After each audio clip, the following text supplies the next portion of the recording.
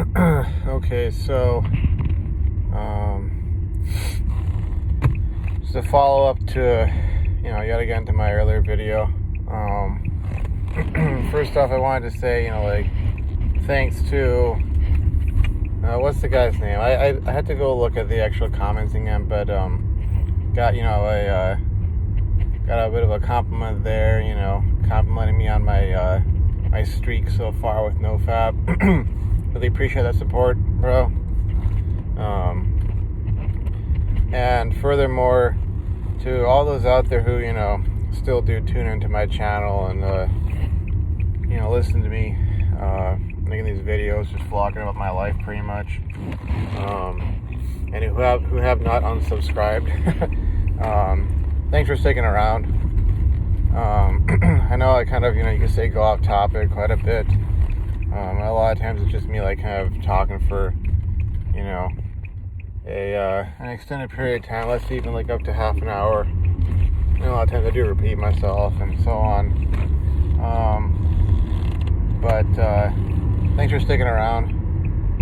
And oh, by the way, the reason I'm kind of looking up to the left occasionally is just I don't know, the area that I work in, where we're located, it's right along the bay, and it's just kind of there are some sights out here to see that it's not just that it's beautiful, but that it's just sort of it's almost otherworldly, you're on kind of the edge between mundane reality and something more than that. And so sometimes I kind of get caught up looking off to there, I'll sometimes go to the back of the building or out to the lot behind and just kind of catch a glimpse of the water and it's kind of the sea or the ocean coming in, because it's sort of you're literally on the edge of this continent, and you're able to kind of look off into the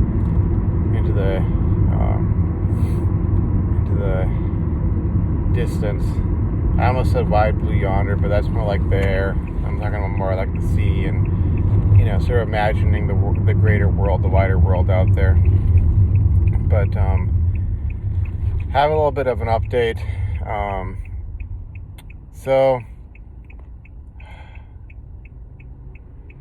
the circumstances is kind of were strange in some sense, but I was in one of the labs doing my weekly maintenance stuff, catching up on it, and I got it done all today. I guess as long as it's done by the end of the week, then it's good. But I had to miss a meeting, and I was in there, and I did that, and then the girl came by, and I think she was looking for some sort of info no, I think she was trying to print out some labels for the build she was working on. But she comes in and it's oh, hey, and I'm doing great, and he's telling me how great she's doing, and then we got to talking for a bit. He asked me how I was doing. I was oh, I'm all right, it's and it's I kind of asked her joking, oh, why you're feeling great? Oh, it's because it's the weekend, that sort of thing. And then, got to talking about plans for the weekend, and her plans are just sleeping basically, I guess you could say, and relaxing. But and she asked me if I had any plans. Nah, not really. And then I asked her, did I say no, not really? It was something along the lines of, oh, not really, but hey, do you want to grab lunch sometime? And she said no because of COVID. That was her reason. But I got rejected essentially. But I'm not really fussing about it. It's kind of the long story short. The specifics, the words, the specifics of the conversation don't necessarily matter. Even the fact that she said no doesn't really matter.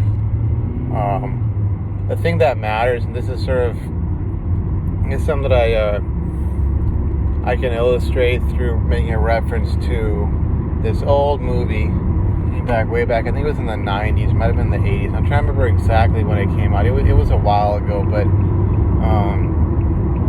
it's called The Dead Poet Society. And one of the scenes in there that was not, I guess you could say depressing or whatever, was kind of inspiring, or at least educational, and more of a life knowledge, life lesson sort of a sense, or life wisdom sort of a sense.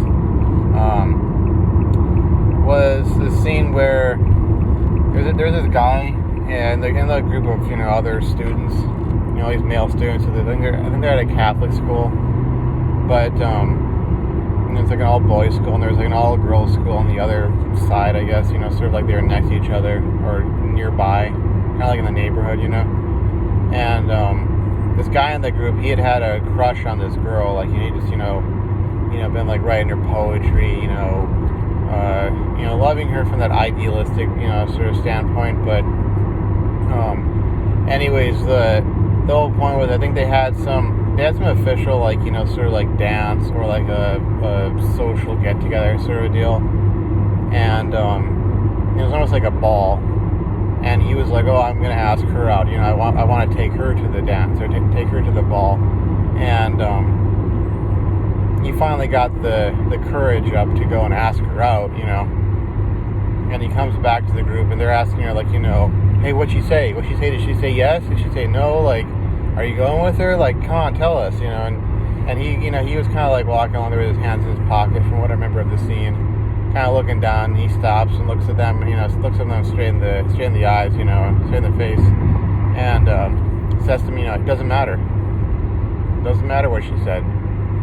Because the whole point of it, what mattered really was that he had the courage to go up to her and ask her out, to express his interest in her, to ask her out, to get that out there, not to be sitting there, fuddy-duddy,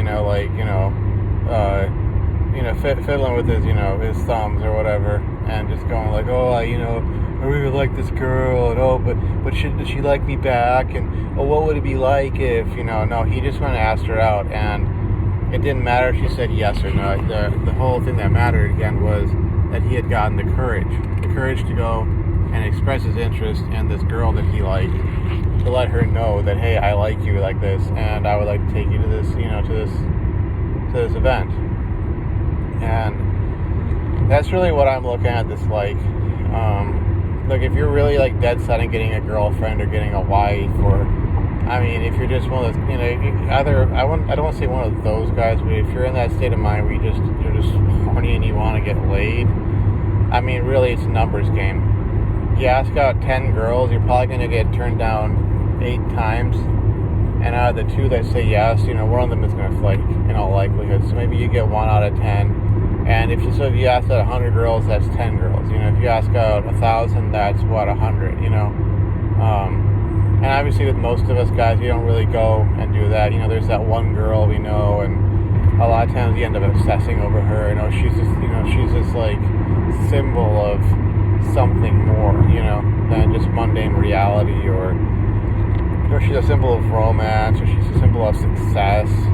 If I just get with her, then my life will be, have meaning or purpose, or I won't be a complete loser, or, I'm not going to die alone, or whatever, that sort of thing. But really, for me, I'm just glad I had the courage to seize on this opportunity, which I didn't think I was going to have today. Just talk to her, like her and myself one-on-one, even for like a few moments or a few minutes,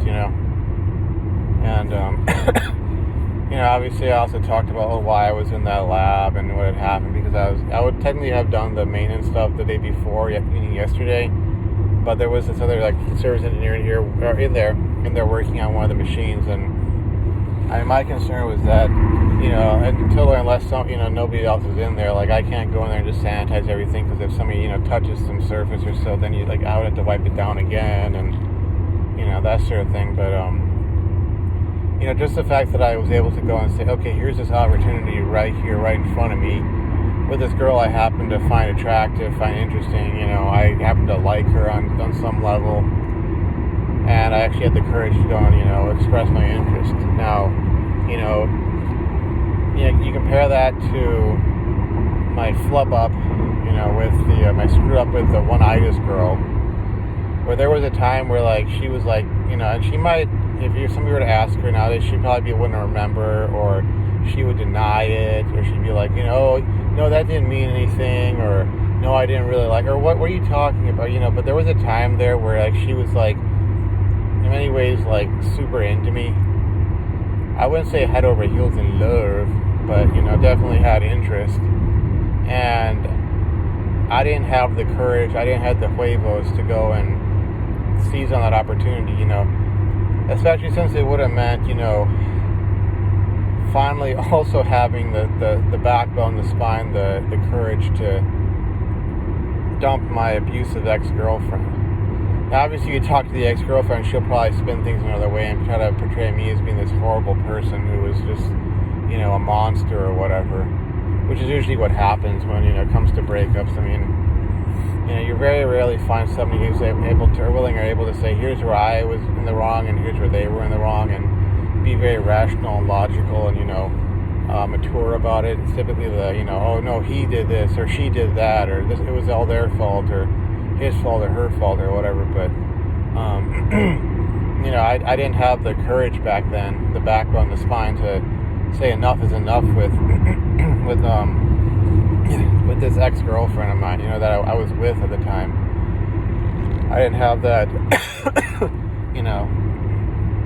strength. Sorry, I'm coughing a bit. I got back my COVID test results. We have them every week, and no, I don't have COVID. But anyways, like I said, I didn't have the courage to stand up and say, no, I'm not taking this kind of treatment. You're obviously not going to change. We tried this before, and I'm done with this, and I'm done with this relationship. And if you want to be friends, cool. But if not, then bye bye, sayonara. I didn't have the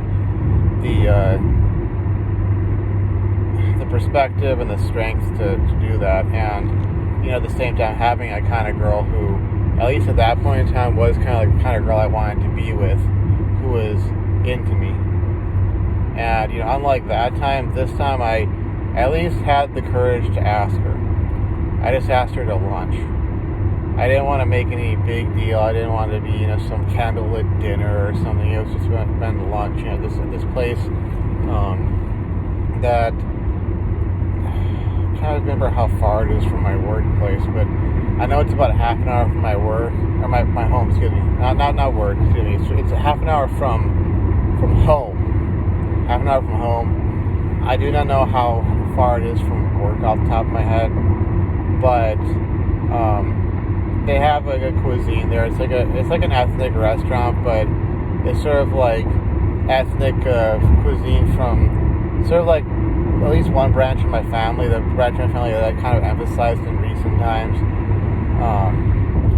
But they also since she's vegetarian, they have vegetarian food there as well as non-vegetarian. So it would have been one of those things where I could have been like, oh, hey, there's vegetarian food here, and you can try this stuff out, and that sort of thing. And it might have been interesting, But yeah, like I said, she said no, and it's not a big deal. I'm not gonna be like pouting next week and be like, have her be like, man, why is Keith being such a jerk, or why is he being so distant or so? Oh, it's because I said no to him, huh? No, I'm not gonna act like that. It's not a big deal. I mean, even with her saying no, like all likelihood I'll still be going there, swing by, grab some food from there, and I'll have other things to do. I mean, I gotta turn my grade around still. Got some stuff to do tonight. I'm gonna try and get as much done as I can. If I can't get the whole thing done, I'll just turn in what I can get done. And it kind of is what it is right now. Apparently the rest of the class, most of them aren't doing that hot in it. I mean, the quiz average is like in the upper 50s. If you include both quizzes we've had so far. And that's just the quizzes. I know I had that screw up with my lab assignment, which I'm not happy with, but there's still 3 more of those to do. That's even the majority of that grade. Which, means I can still have a B in that portion of the grade, and I have right now A's in the homework and the pre-lecture quizzes and the in-class activities. And got the midterm on the 7th of April. So I got about 20 days to get ready for that, which is sufficient time if I just start knocking down problems, which is really the crux of the matter, is that it hasn't been that I haven't been preparing or haven't been studying. It's how I've been preparing, how I've been studying. like I said, I just spent way too much. Like I've said in the past, probably the last few videos, I spent way too much time reading and watching the lecture videos and not just knocking down problems. Because there'd be a point to doing that sort of stuff. If the pre-lecture quizzes themselves did not have unlimited, retakes, there'd be a point to that, because last semester it was kind of like you had to make sure you had read, had to make sure you had watched the lecture videos, because it was like you had two chances at taking those quizzes, and the final score, I don't know if it was the highest score is the final score, like the second attempt. That's what would be kept, and such a made it worthwhile to be going and spending a lot of time reading or watching the lecture videos, that sort of thing, because so much of the time the questions would be taken almost verbatim from those reading assignments or those lecture videos. But in this case, it's almost like you do the pre-lecture quizzes, you do the homework, you do the in-class activities. That's about a fourth of the grade total. And what else? You do those in some sense to try to buffer your grade, and you do whatever extra credit you can also to buffer your grade, because you're going to take hits on the quizzes, the exam, the lab assignments, that sort of thing. Unless, not everyone's going to, and I'm hoping obviously I changed my ways of studying, adapting to this class, and 20 days from now, I'm hoping I report back and I'm able to say, hey guys, or hey folks, I got a really good grade on the exam, and turned the second lab assignment, and took this next quiz, and et cetera, did well on it, or well on them.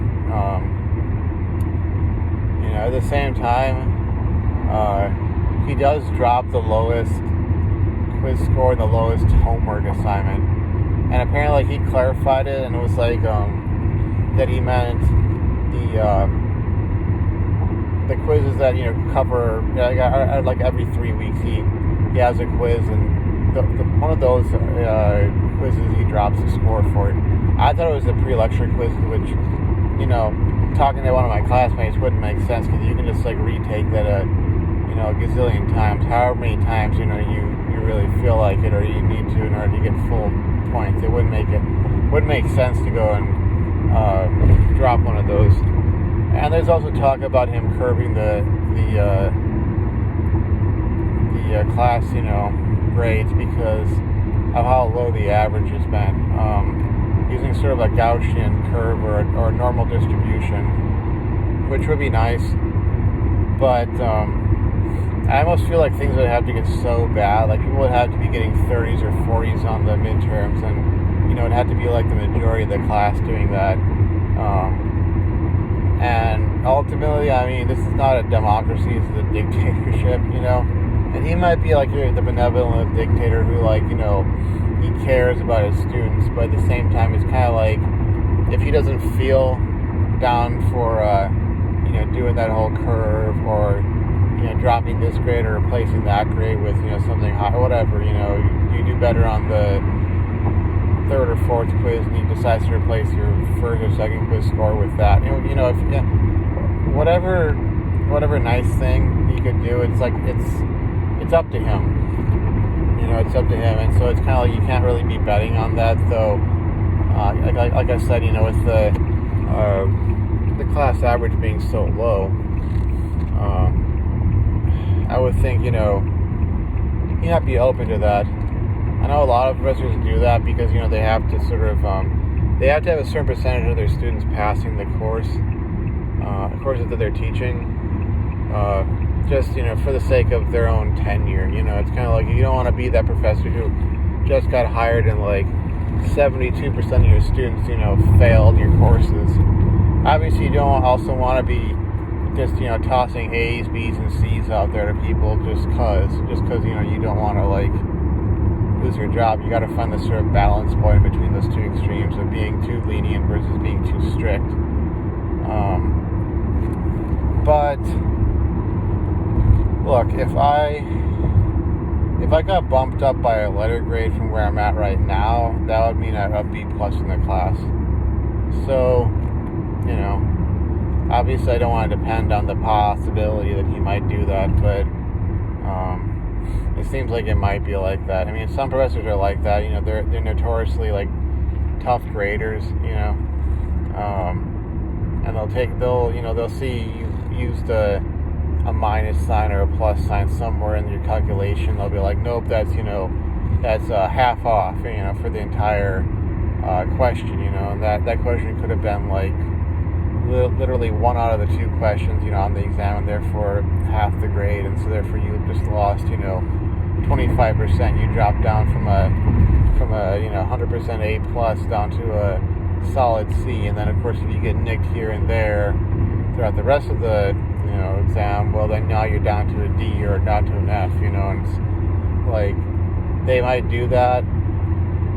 But at the same time, they might go, okay, I'm going to compensate for being such a strict grader by, you know, curving, quote unquote, air quotes, curving the grade. Like I remember when I took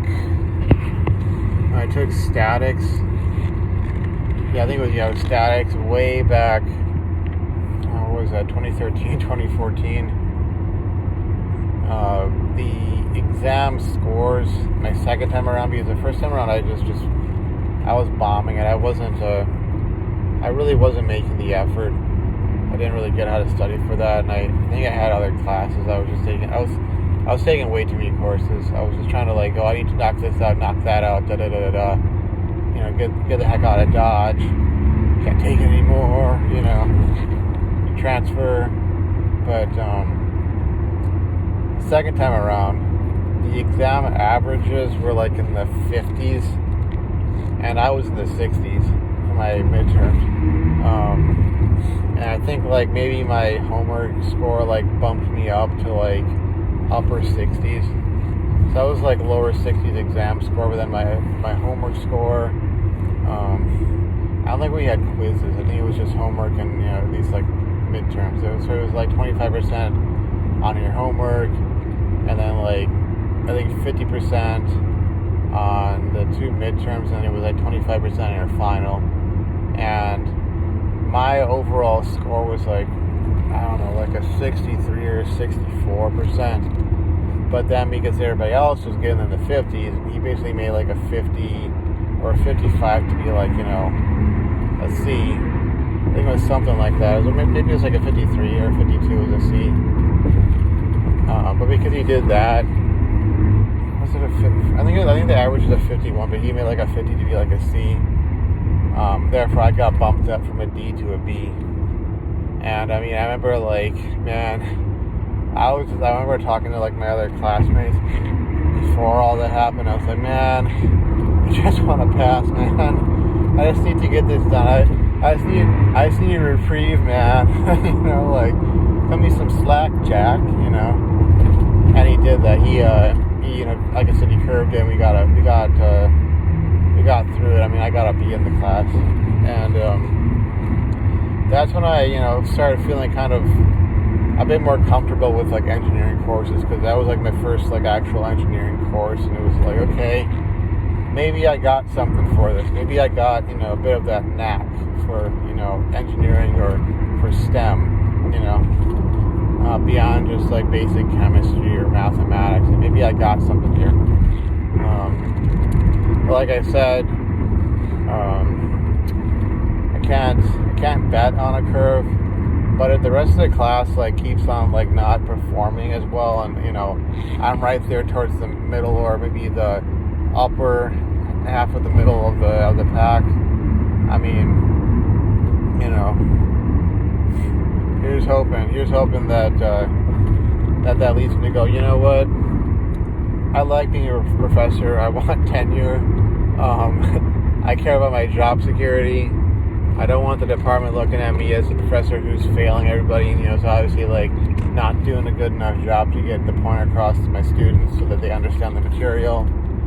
So I'm gonna, you know, basically like use a Gaussian curve or Gaussian distribution, normal distribution, and I'll make I'll make the class average, to be passing, and then, anybody who's above that, will obviously get, an even higher grade.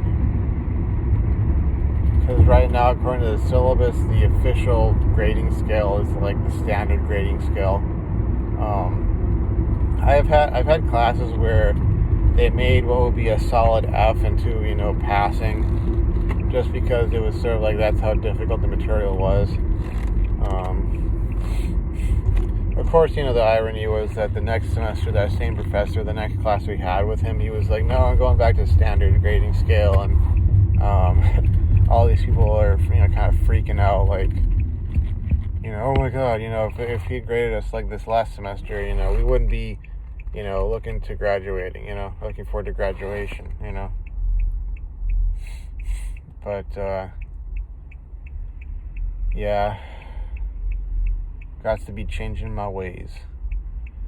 And once again, as far as the girl is concerned, I mean, look, as long as it doesn't turn into some big drama fest and I don't end up losing my job because I, God forbid, asked out a female coworker, I'll be all right. And I think, in all honesty, from what I'm seeing, and even like past experience I had, not in the workforce definitely, but just life in general, it seems to me that the guys who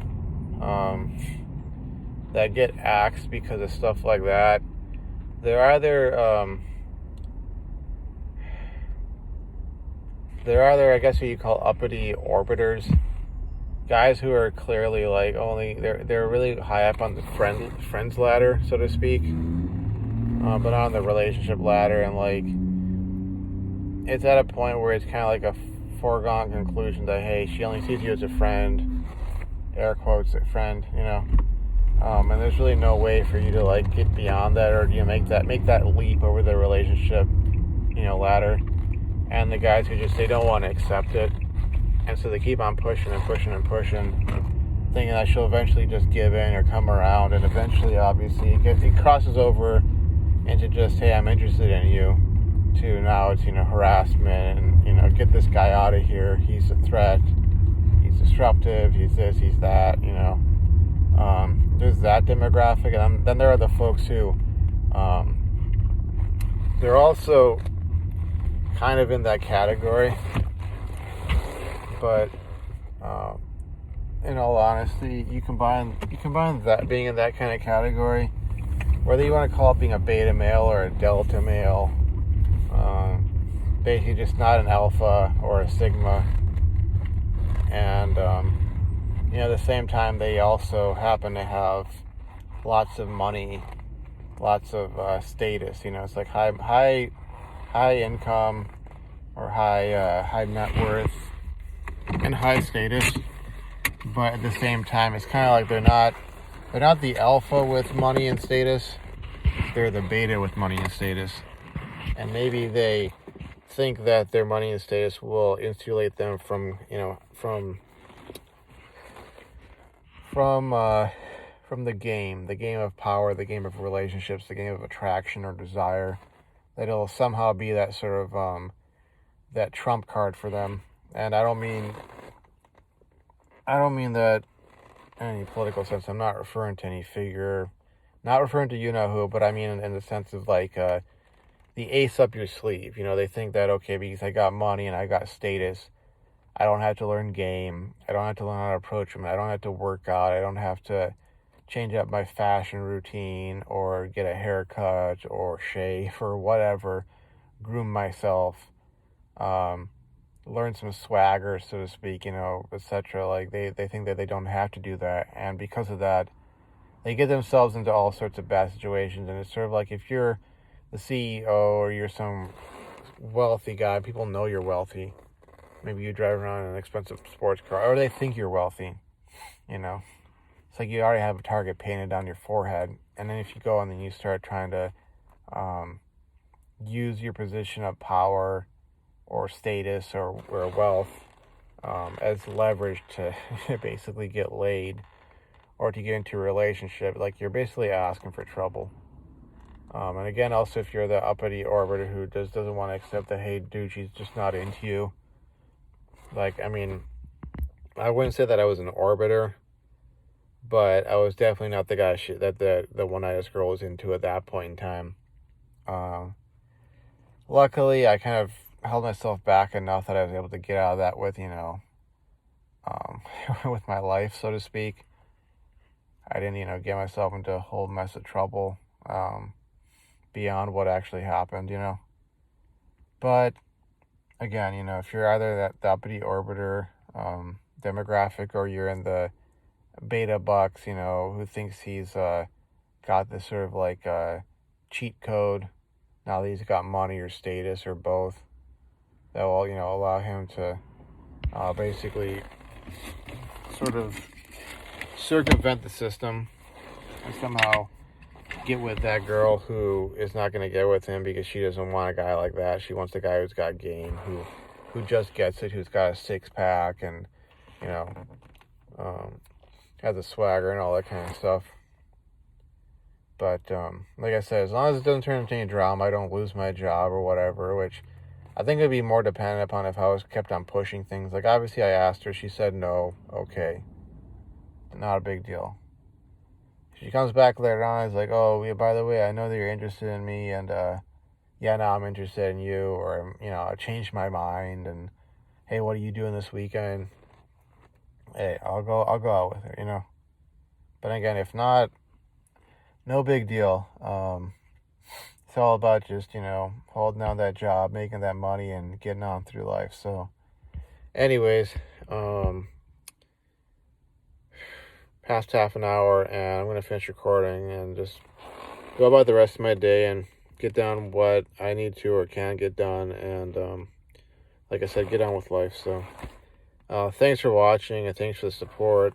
Thanks for those folks who are, still subscribed and still sticking around. So anywho, I'll see you around. Thanks for watching. Bye-bye.